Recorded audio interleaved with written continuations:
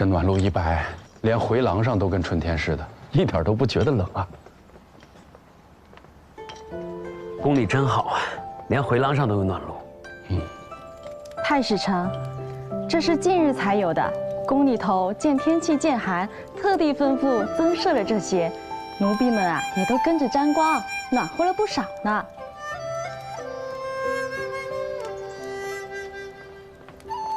原来如此啊，圣上真是体恤下情，皇恩浩荡啊。太史丞最近怕是要频繁进宫，冬日天寒地冻，有了这暖炉，倒让人放心了。你明明为太史丞做了那么多，为什么就不能直接找他说清楚呢？那宫里回廊上的暖炉，说什么是为了表孝心，圣上和淑妃根本就不常走那条路。你明明就是体恤太史丞身子弱，他身子弱也是因为我。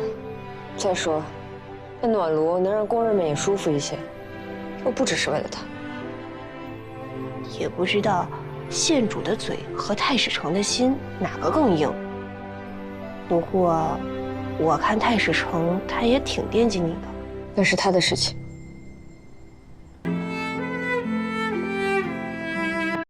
太史丞在等我。施主，我有些话想问你。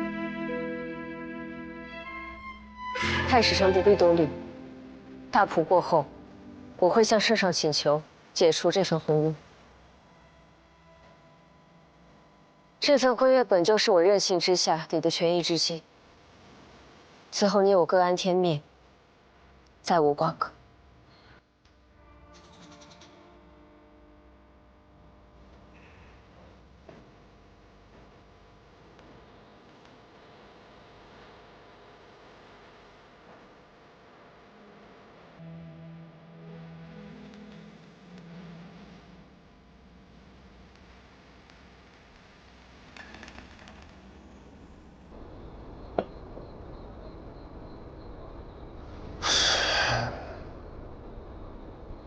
李斯伯，这壶酒原本预备在婚礼之上，敬于你的。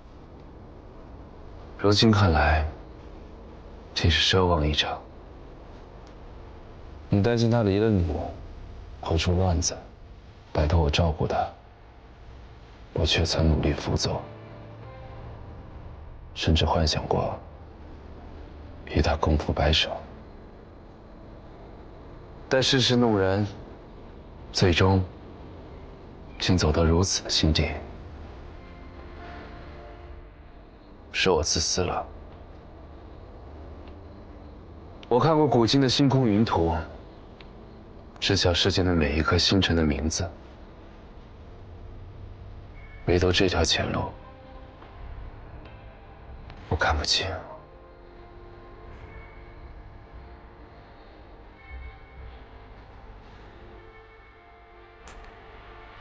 李斯伯，还请为我指个方向。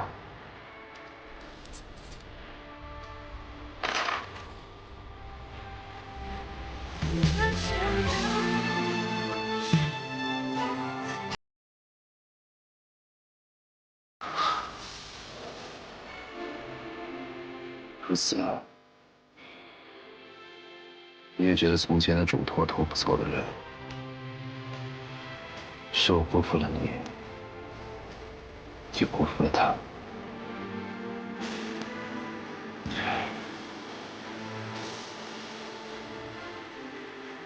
既如此，我们便把这好酒分了吧。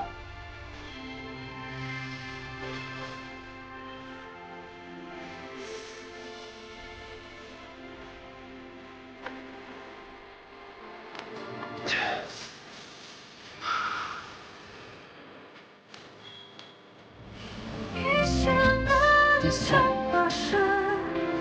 你终究还是疼爱他。说了这话，你连我送来的好酒也不喝了。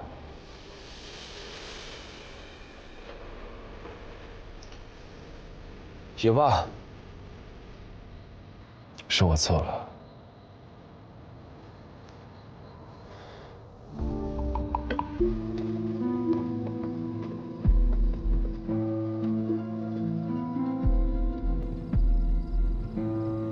贤妃知晓了信王的秘密，我一直悬着的心反倒落了地。信王承认了他与王才女密会，其余的什么都没说。你怎么会允许一个小小的宫人妄想信王？即便他只想成为侍妾，是你将剑河送去信王身边，因为你需要他从信王那里打探消息，而你自然不会推辞这样的好事，也很懂事的知恩图报。那碧玺丹是你给魏贤妃的，你偷走碧玺丹，信王没有察觉吗？他很快就发现了。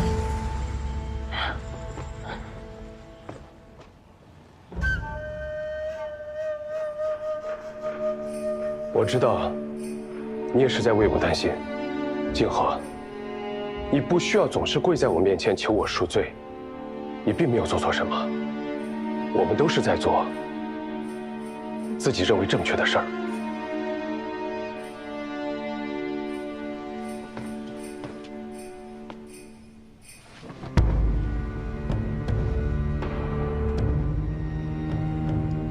王才女有孕了。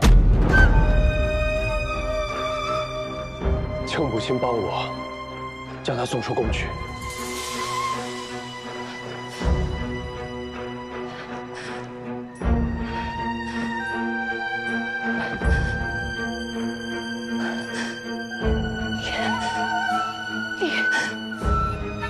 你知道你都干了什么吗？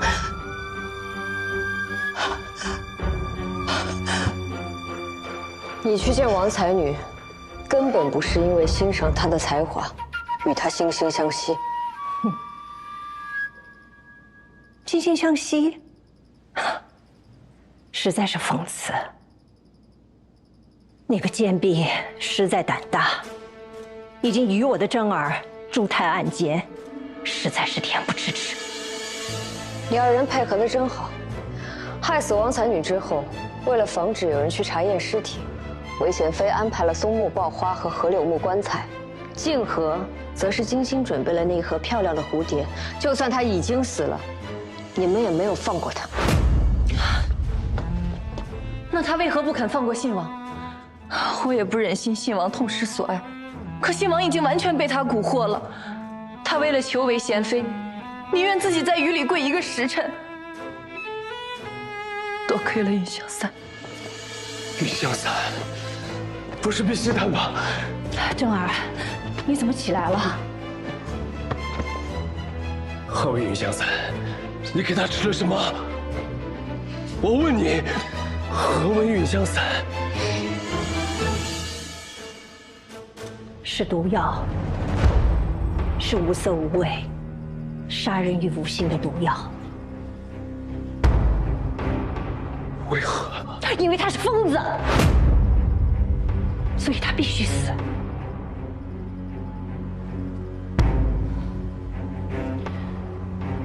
我曾经对他好言相劝，但是我万万没有想到，他竟敢派人到太医署，请医诊为他看诊。一旦医诊看诊，他有身孕的事情就会败露，我的真儿就会被牵连，他和他肚子里的孩子，永远都是真儿的威胁，所以他必须死。你买通了医正，在他的安胎药里下了云香伞。是。然后你哄骗信王说，愿意帮玉书家死离宫，只是玉书因为服用碧玺丹过量，没有醒过来。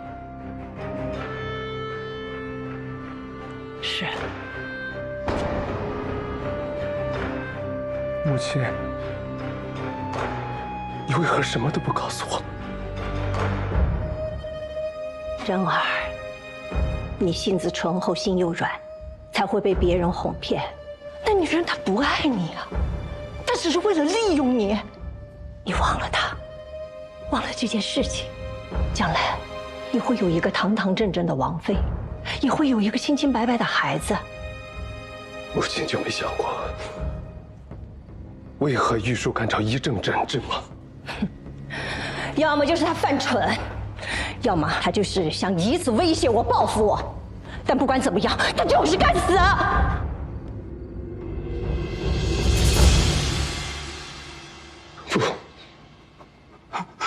不，是我太蠢了。正儿，他到底对你做了什么？世间那么多的女人，你为何偏偏被他蛊惑？从小到大，在这宫墙之中，我从未见过像她这样蓬勃的女子。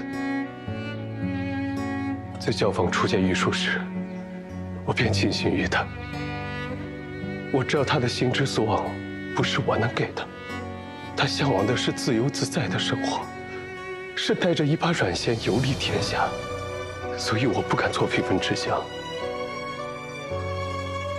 能偶尔与他切磋琴艺，作词写曲，便已知足。我知道他快要复完乐艺，便能立功。我虽心有不舍，但也是真的替他开心。他希冀的生活，也是我想要的。我不能拥有，他能替我去看看也好。直到那天，父皇临幸了玉树。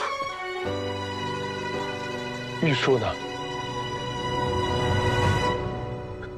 我知道那一刻，感觉到天旋地转。我所爱之人彻底失去了自由。我知道这一切对他来说意味着什么。可那人是我的父亲，是当今的圣上。我什么也做不了。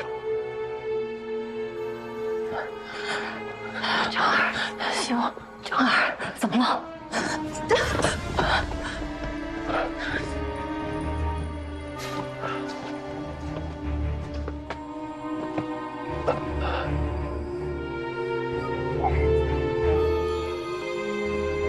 多谢。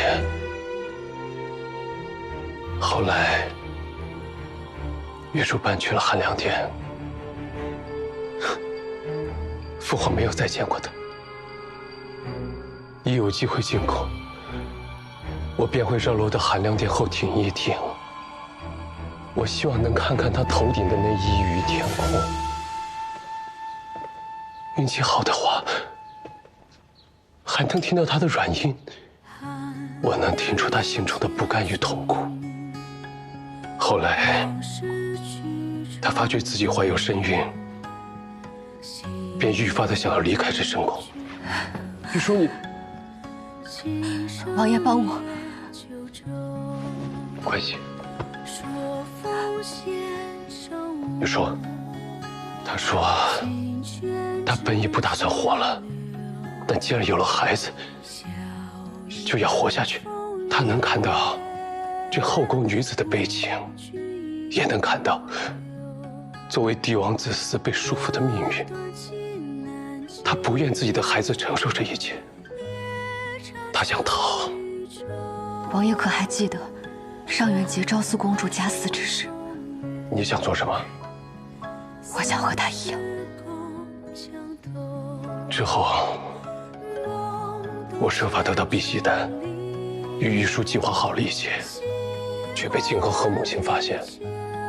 母亲平日虽谨小慎微，但若知道这孩子是我的，她一定会帮我。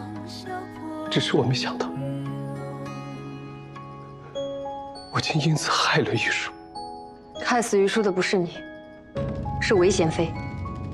而且韦贤妃害死的，也不只是一位才女，还有一位皇嗣。皇嗣，哼，一个不能光明正大出现在这世上的孽种，也能称之皇嗣？阿娘，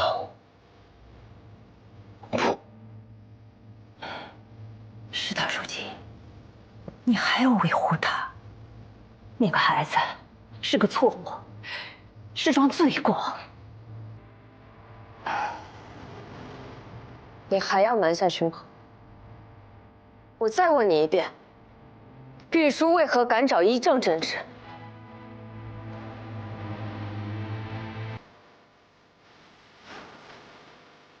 因为那个孩子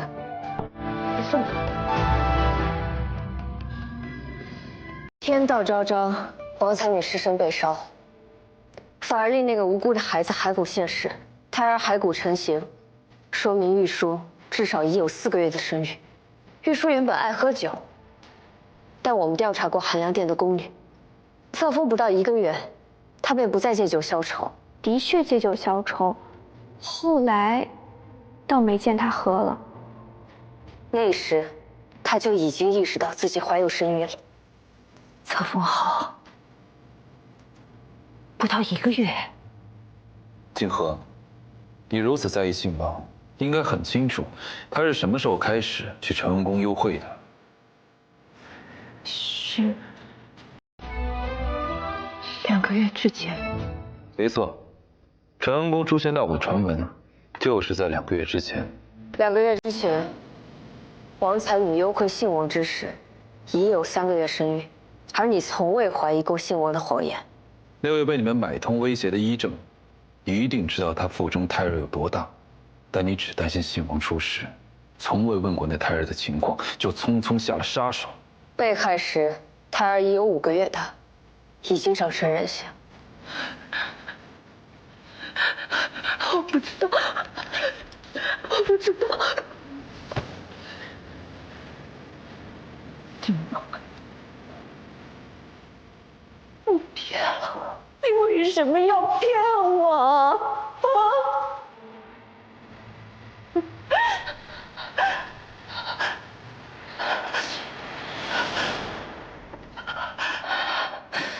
可太医书现在没有记录，如今神能证明他腹中的孩子是圣上的。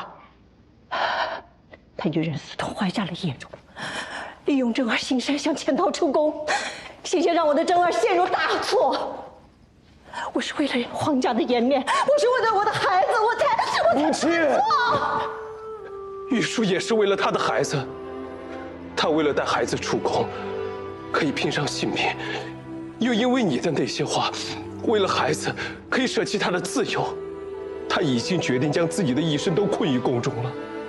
医正只要将胎儿的月份如实上报，就能证明这孩子是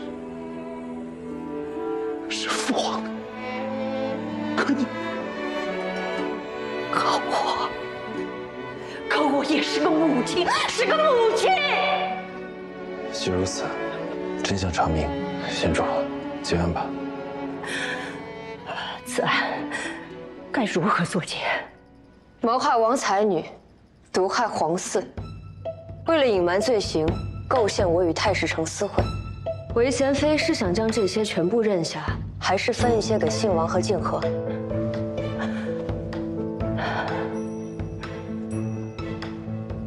我无罪可认。韦贤妃好手段，静和就是最完美的替罪羊。就算你能全身而退，那信王呢？与真儿何干？信王每日佩戴的香囊都是出自王才女之手，证明不了什么，却也足够了。这些还是我跟韦贤妃你学的。发生了什么不重要，圣上觉得发生了什么最重要。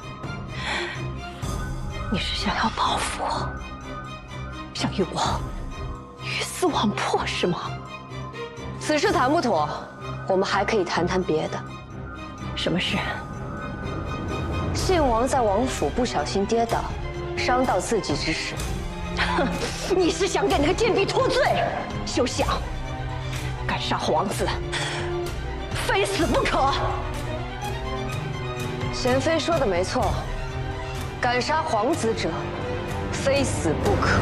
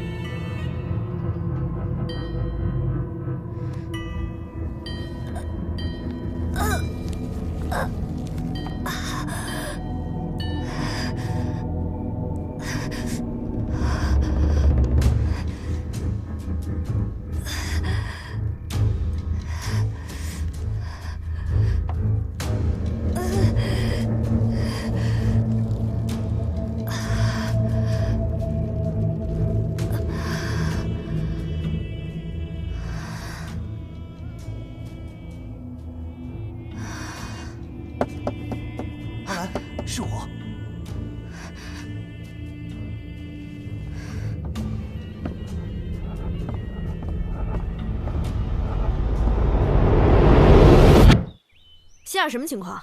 不是说好尽早退房的吗？再去催一下。好嘞。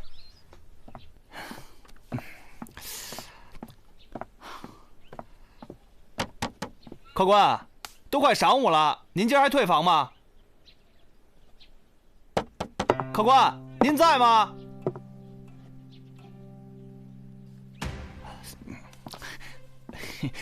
这间房已经订出去了，让他赶紧结账走人。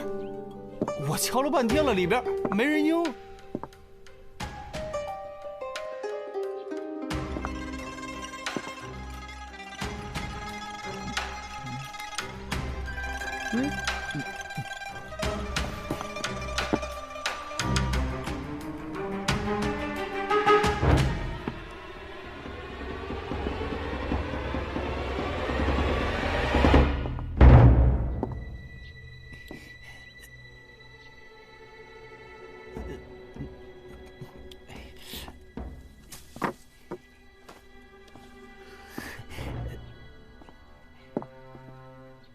客官，客官，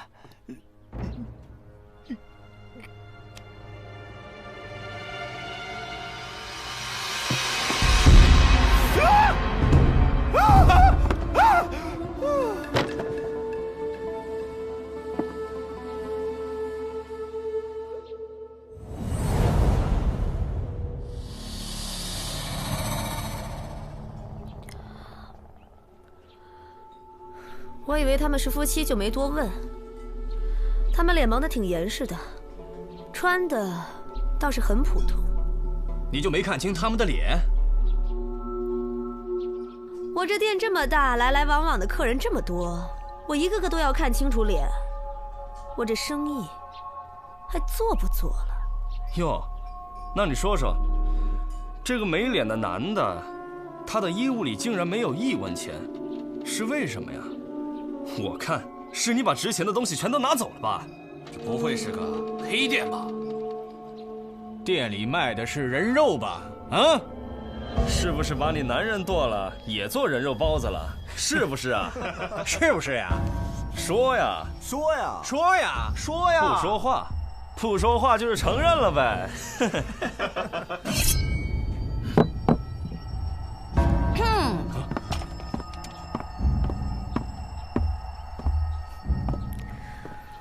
大理寺的案子何时轮到禁军插手了？啊？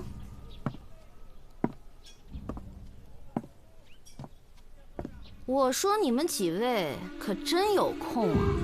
大白天的不去巡街，反倒跑来扰民，敲竹杠是吧？要多少？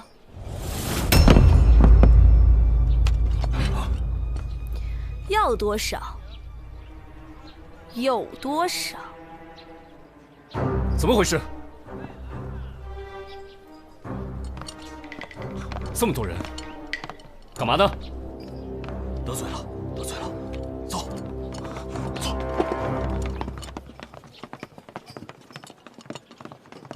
萨摩呢？蹲坑呢？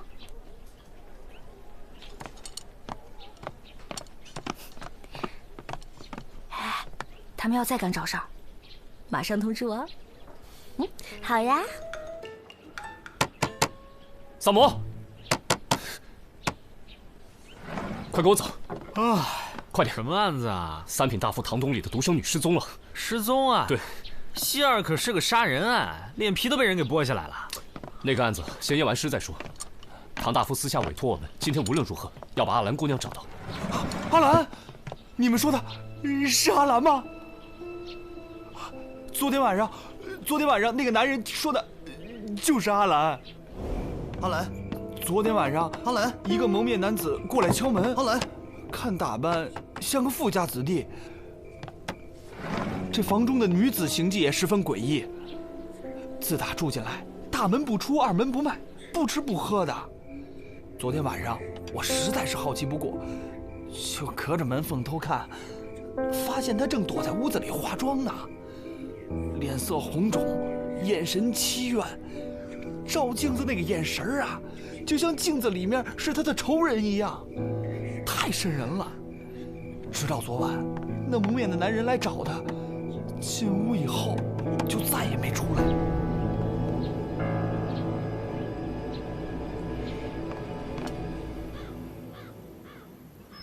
唐大夫嘱咐过，生不见人，死也要见尸。请。既然阿兰2天前就已经失踪了，怎么现在才让人查？前2天唐家自己也在找人，他们不想张扬。要知道，跟阿兰定亲的可是文丽。嗯，文家公子啊？对啊。文家可是开国重臣，待会儿别乱说话啊。那天我们家来了点南国的鲜荔枝，我就说呀，让阿兰送去给文公尝尝，正好也看看他身体怎么样了。午时，他从文家出来，就此没有踏进这个家门。我让人查了，有人看见我们家的轿子从文家走了，再问就没有线索了。这唐姑娘的婚期是定在……本来说好是10天之后，文家传话说，文公的病啊快不行了，得有个红事冲冲喜，非要把喜宴提前。前天我去文家跑了一趟，老文呐，他眼睛都睁不开了，我能说个不字吗？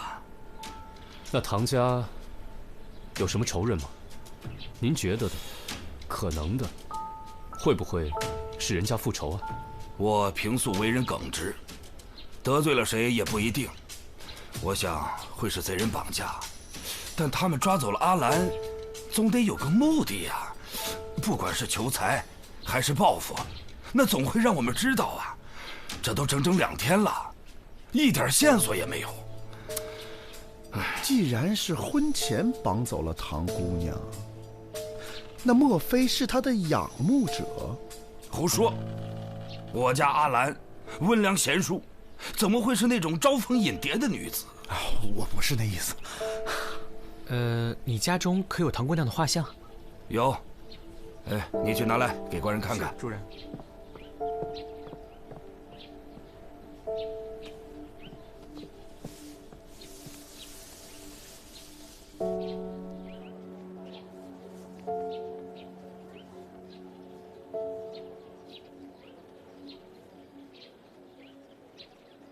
你看仔细，出事当晚，房中的女子是不是她？眉眼像，发饰也像，没错，就是她。有没有这种可能？这个阿兰不想嫁人，便把未婚夫约出来，谋杀、剥皮，然后逃跑。这个文大公子沉迷酒色，声名狼藉。阿兰因为这桩婚事心生忧虑，也正常。但是一个弱女子又出身书香门第，下手怎么会如此狠毒？一个弱女子逃不远，现在关键是先得搞清死者是谁。你们家主人呢？哦，我家主人重病缠身，不便见客。那你这是带我们去？文夫人在。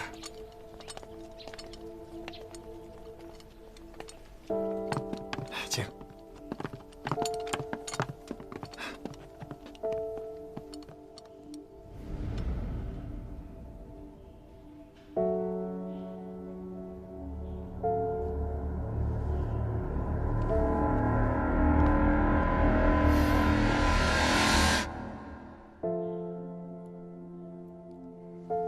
请坐。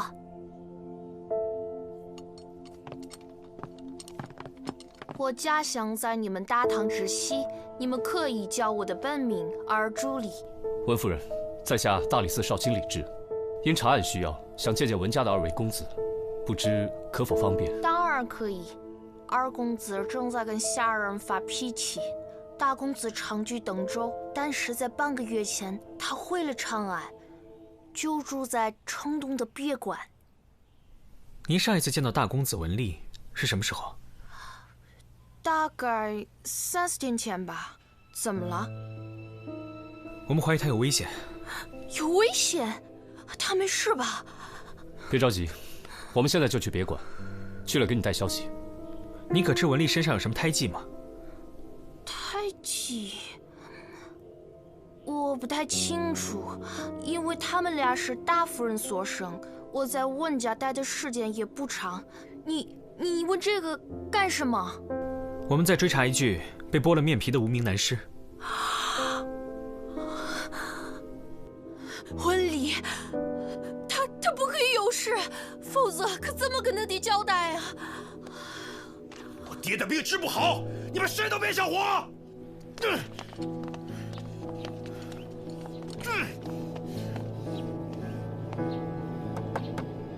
文涵，文涵，滚出去！太没有教养。没事儿，二公子担心主人的身体正在气头上，咱们走吧。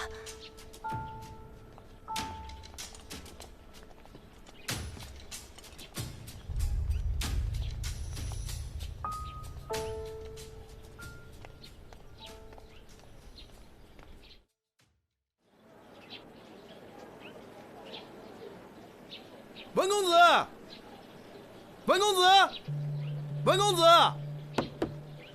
文公子，文公子！实在不行，我就翻墙进去。请问，你找谁？请问文公子还在吗？在啊。那还活着吗？我活着呀。啊？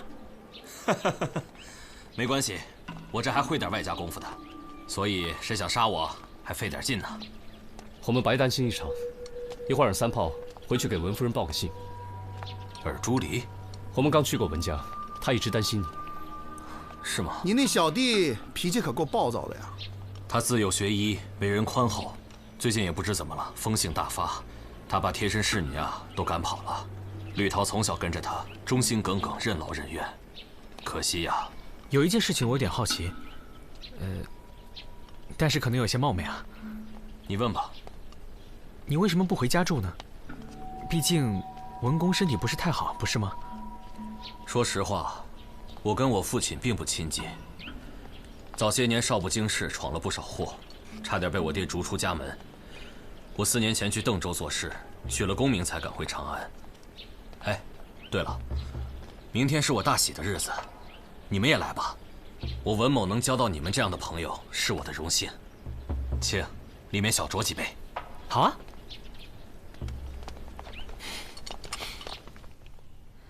死者后脑有伤，疑似撞击或是钝物重击，死亡的原因呢比较常见。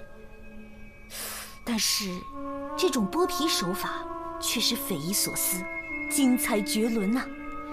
你看，死者的脸上神经萎缩，血液凝固，双颊与颈部有麻药的残留，说明凶手在动手之前……哎，少来！说明凶手在动手之前先用麻药敷脸，麻痹的神经再用冰敷，待血液迅速凝结之后，立马下刀，在血液恢复液态之前切下面皮，刀口整齐，脉络清晰，下刀稳准狠，技法如神，佩服啊，佩服啊！长安城能做这件事的有几人？闻所未闻。再想想，仔细的想想。如果你肯牺牲自己，让我做一次活体实验，说不定我可以。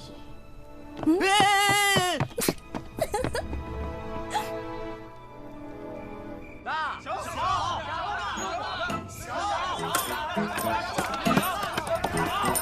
来，定离锁，开小。水里摸条鱼。快呀快呀快呀！摸条什么鱼？食儿特别足的鱼，手里拿了个偷来的钱袋，是条滑溜鱼。赵猫儿今天买酒阔气得很，还跟我东家打听哪儿脱手和田玉价高。滑溜鱼？滑溜得很，混坝子口那块地儿的。带我下水。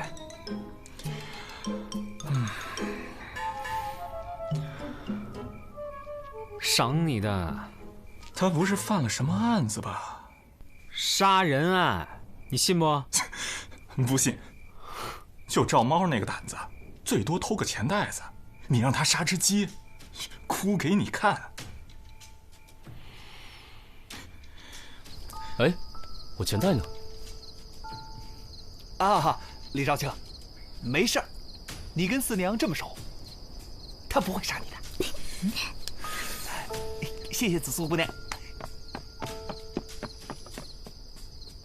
我们再去趟唐家。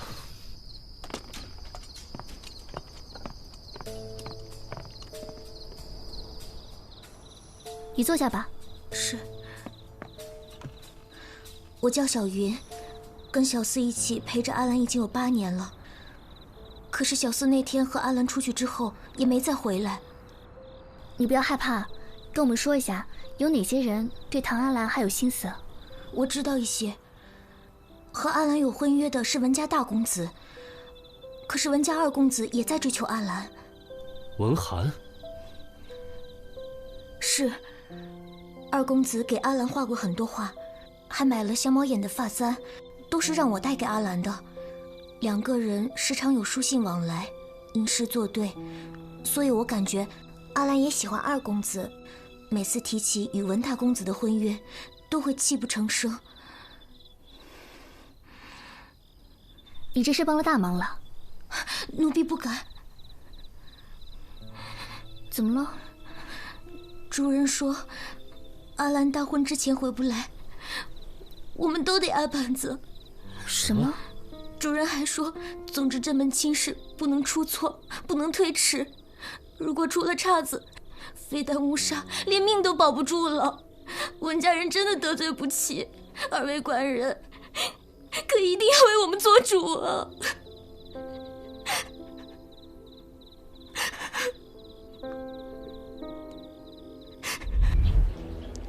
好嘞，下一个。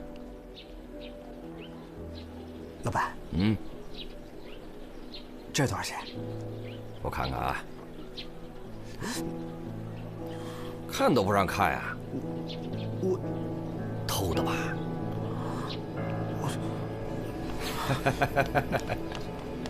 哎，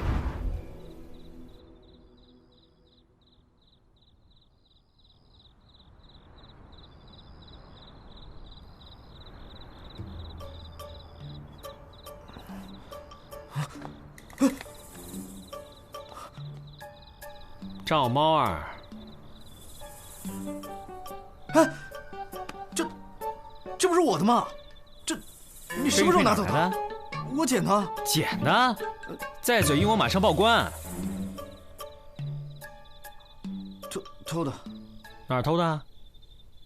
死人身上吧？不，赵猫儿，你的脚印留在作案现场了。那个，知道官府会怎么说吗？我进去的时候他就已经死了。赵猫儿，你不怕死人？我当时喝了点酒，趁着酒劲儿，我就把钱袋给拿走了，不拿白不拿。你不怕厉鬼找你报仇吗？不，那个，千年大老爷，3斤在上，真不是我呀！我真没有杀人，我没有杀人啊！就这么点胆子啊？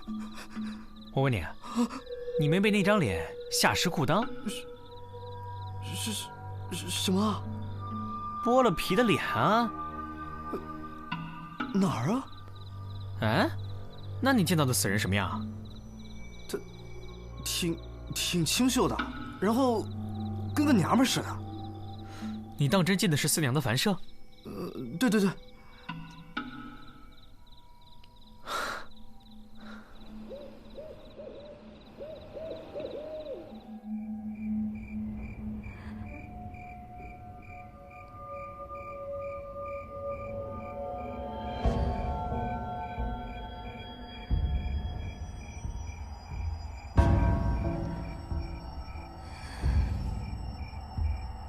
明天就是大婚了，你就乖乖听话。事成之后，我自然不会亏待你的。主人，快开门啊！主人，半夜3更的叫什么呀？阿兰回来了。啊？阿兰回来了！快！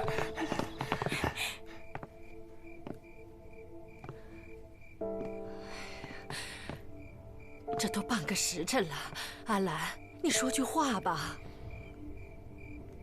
阿兰，你让我们怎么办呢？啊？明天文家就来迎亲了，你这，不然咱们推一推吧。哎呀，人家那边得给文老冲冲喜，你说咱们这儿啊，能有什么理由呢？怎么能说推就推？你说咱们唐家的脸面何在呀？啊？哎呀，阿兰呐，你明天能行吗？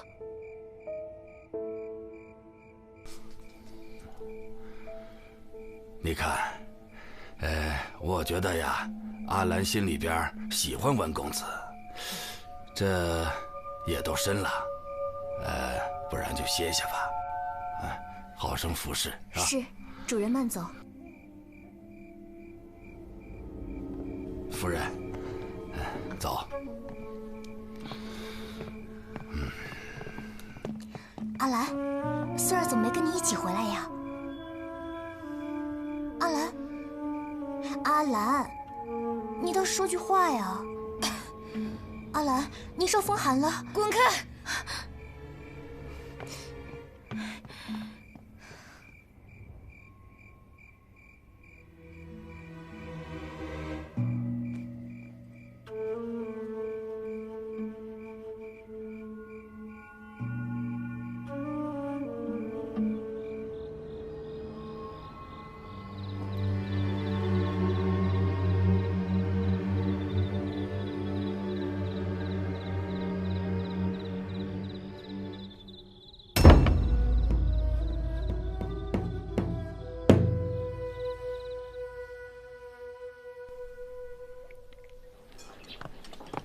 萨摩，来壶酒。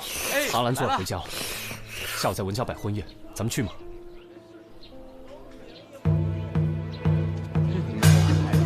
这么一个书香门第的大才女，竟然为了老爹的仕途，居然嫁给这么一个浪荡子女，是可怜了。真是可怜，可笑啊！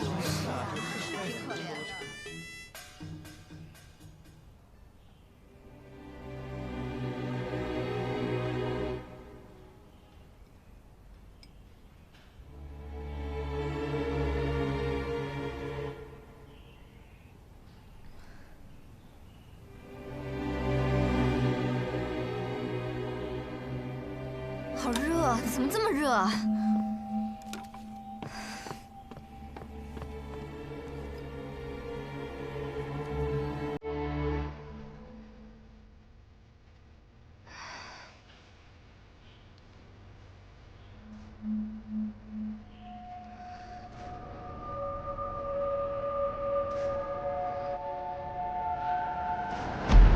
滚出去！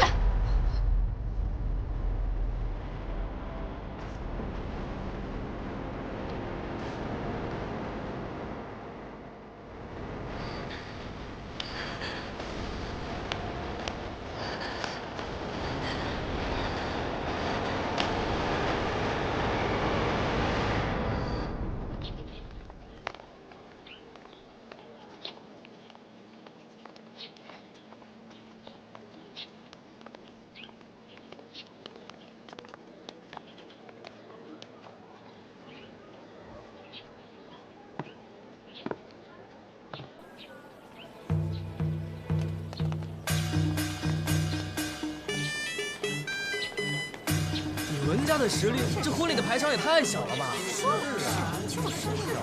哎呀，听说呀，是为了给文公冲喜临时办的。是吗？而且啊，我还听说文公病重，由文夫人主婚，说什么婚礼习俗中西合璧，这太扯了。就是啊，真是，这什么道理啊？哎呀，你看看这个好好的姑娘。哇，好大的宅子啊！真不愧是文国公啊！啊，过来！我告诉你啊，一会儿千万别手痒啊！哎呦，我知道，我不会乱碰的。待会儿给我仔细辨认。哎，有。里面，这不是萨摩公子和李少卿吗？恭喜恭喜啊！我们得到文公子的邀请，怎敢不遵命前来赴宴呢？哦，昨天麻烦你们帮忙带信了，我二助理应该敬你们一杯。客气。怎么没见着文二公子呢？刚才在这儿，可能在前厅。你去那儿找他吧。啊，我们昨天来拜访他的时候他不在，所以我们去看看他吧。好，我们去找他。好。恭喜恭喜啊！恭喜啊！恭喜啊！哎，李斌，等等我！欢迎新郎与新娘入场。下面，一拜天地。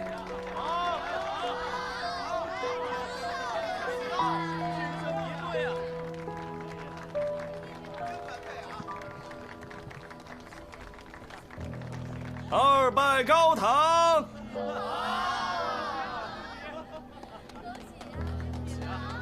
好。夫妻对拜。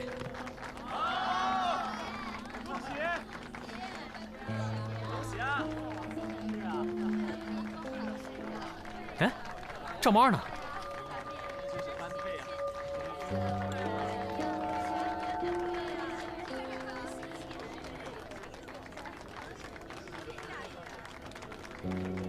送入洞房。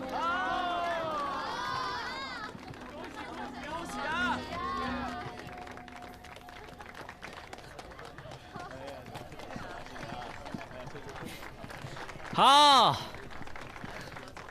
恭喜恭喜啊！这婚礼很有特色啊！谢谢。以后如果你结婚，我也给你办一个。好啊！不好了，不好了！二公子的马在外面发了疯，又乱踢又乱撞的。怎么出这个人啊？会闹出人命吧？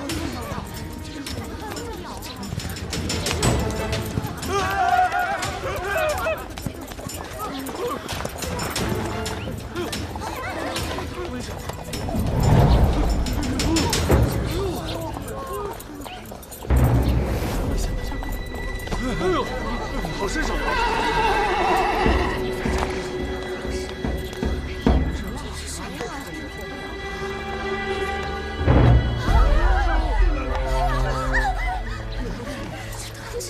玉。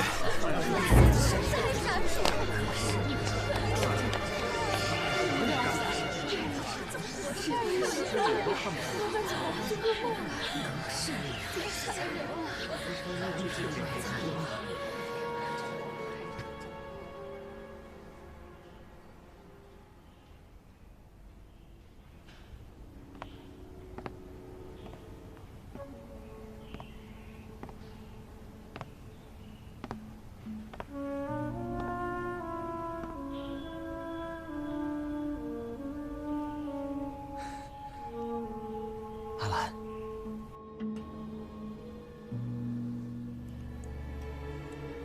阿兰，让我看看你。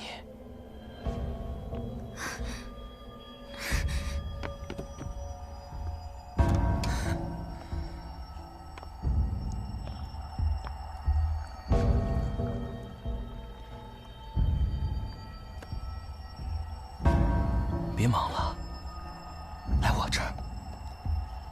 咱俩从小一起长大的，小时候啊，你总是追着我乱打乱闹，怎么现在你我成了夫妻，反倒害羞起来了？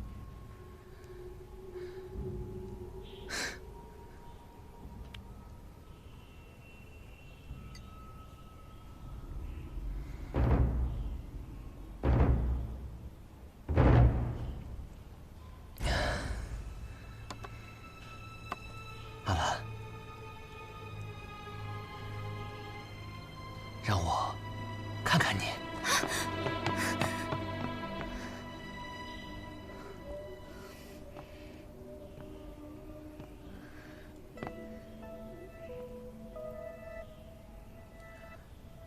你怕我？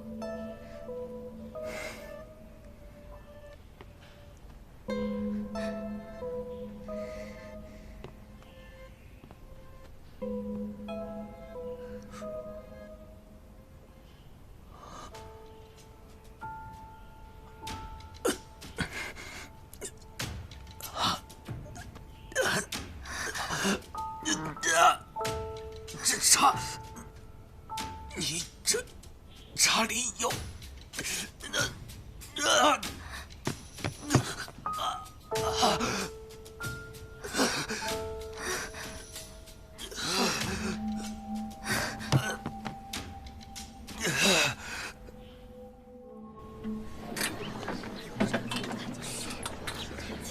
刚才死的那个不是文涵，那是谁？只是个替死鬼罢了。真正的文涵已经死在凡社了。你怎么知道？他的玉佩和钱袋是赵猫儿偷的。他当时潜入房间的时候，尸体还没被剥下脸皮。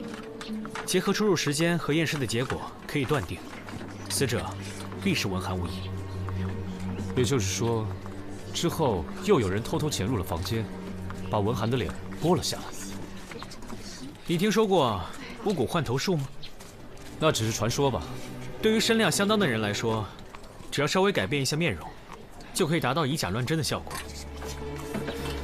你是说，昨天我们见到的那个文涵，只是一个冒牌货？这样既可以除掉文涵，又可以洗清自己的嫌疑，真是一计高招。我问过唐家的侍女，她说文涵和阿兰有过旧情。什么？此事若已被文丽得知的话，会不会借了阿兰之口将文涵约出来，然后设计害死他呢？我们得马上回去。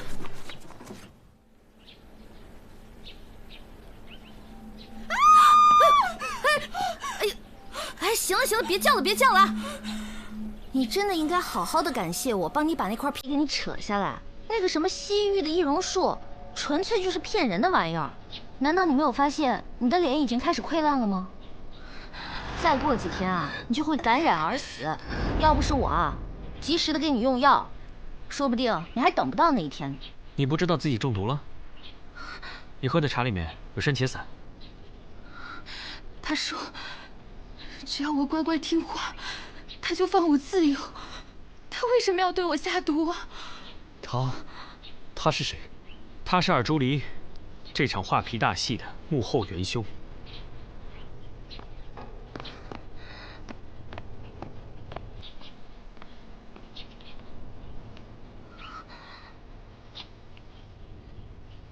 你到底是谁？如果我没有猜错的话，她就是被文涵赶出家的那个侍女，绿桃。绿桃？我是绿桃。你怎么知道？唐阿兰出身于书香门第，从小受过严格礼训，所以走路时肩部会略微后倾，脚掌拖地，因为她要适应过长的裙摆，长期形成了这种走路习惯。而大婚那日，你走路的时候，肩部前倾，略向内缩，背微驼，只有低眉顺眼的奴婢才会有这种身子。随后从正门到前厅，再到洞房，你都熟门熟路，所以你一定是文府的奴婢。而这一天，文府的婢女好像只少了一个，那便是绿桃。那他为什么会赶你走啊？文涵，滚呐！文涵为人宽厚，性格沉稳。当他得知自己的意中人即将嫁给自己哥哥的时候，彻夜难眠。而你作为一个奴婢，劝他放手，激怒了他，所以被赶出文府。因为他心气儿高，不想让一个下人说三道四。可是他的心里只有唐阿兰。可是我爱他呀，我只是不想让他受伤。我知道我配不上文公子，可我……哎，可我……别哭了啊！再哭，你的脸就要烂掉了。而朱离正是利用了你对文涵之情，骗你说西域的易容术可以把你变成唐阿兰，从此你和文涵就远走高飞。原本是这么打算的，可是事情并没有我想的那么顺利。这你也相信啊？换脸之后，你约文涵在凡社见面，打算私奔，可你没想到手术并没有成功，被他看出破绽，于是你痛下毒手，杀人灭口。那是一场意外。二公子他要找我见官，我情急之下随手一推，磕了他的后脑。我不是故意的，二公子。而朱离剥下了唐阿兰的面皮换给你，随后再剥下文涵的面皮换给了唐阿兰失踪的书童，让他冒充文涵。所以之前我们看到的文涵其实就是那个书童。而朱离借书童掩人耳目之后，又伪装金马失控，杀出了灭口，高手。可是四儿怎么会答应夫人呢？应该是和你一样吧，对心仪之人欲知却不可求。书童暗恋小姐，丫鬟暗恋公子，为这点事就杀人，什么是道？夫人，他现在在哪儿？已经抓住了。多亏了赵猫儿。好。夫妻对拜。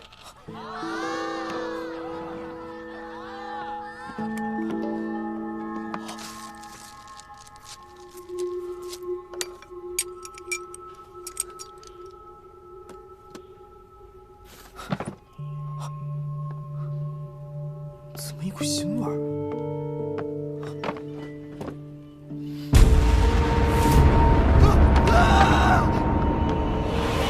那应该是唐阿兰的尸体。我有罪，可是夫人说她会帮我收拾残局的。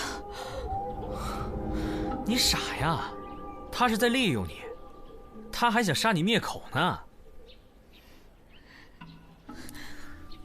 这尔朱离杀了3个人，到底想干什么？文公子，哎，文公子，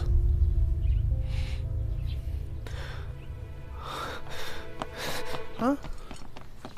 放开！让我杀了他！放开！放开！就是好生放开！住手！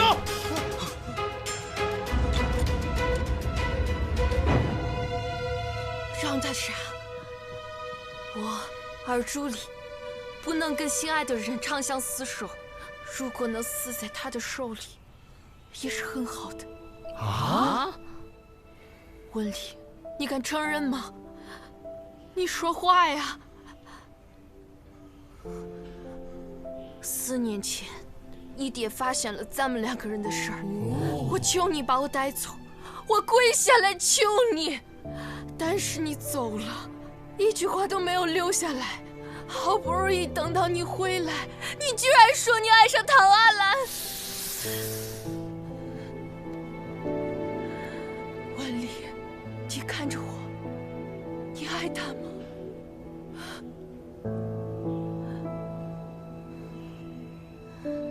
爱不爱有什么关系？我娶的人永远不会是你。为什么？因为他是家世清白、性情贤淑，能当温家好主母。你以为叫绿桃假扮阿兰下毒，我就可以改变对他的印象？你错了。即使我不娶唐阿兰，也不会跟你在一起。但是他们不懂你，只有我最懂你。毒妇，蛇蝎心肠，你为了自己的私利，你到底要害死多少人？温里，他快不行了，所有的财产都是你的，是我们的，我们可以长相厮守，一起过无忧无虑的日子。摸摸摸你！我今天就杀了你！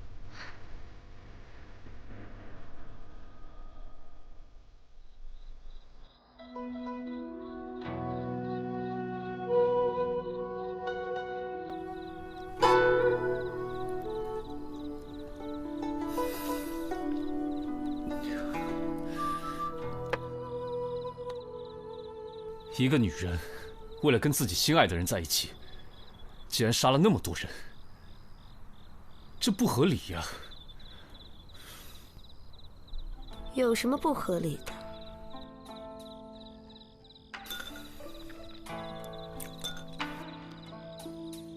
男人如果喜欢她，自然会带她走；可是不喜欢，她杀那么多人，有什么用？真是脑子进水了。如果我喜欢一个人，那个人又不肯就范，你打算怎样？还能怎么样？用我的诚意打动他，用我的爱心融化它，用我的弯刀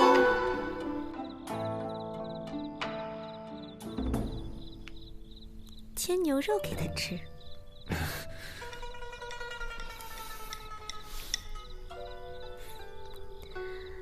的确，火娘说的没错，女人心海底针，越美的女人心眼就越坏。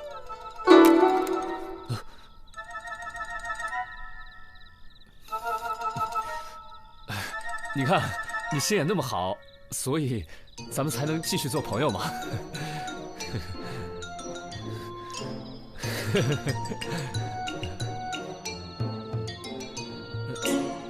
哎，你去哪儿？疗伤。疗伤？哎，你哪伤了？有伤没事？用不用双叶来？哎。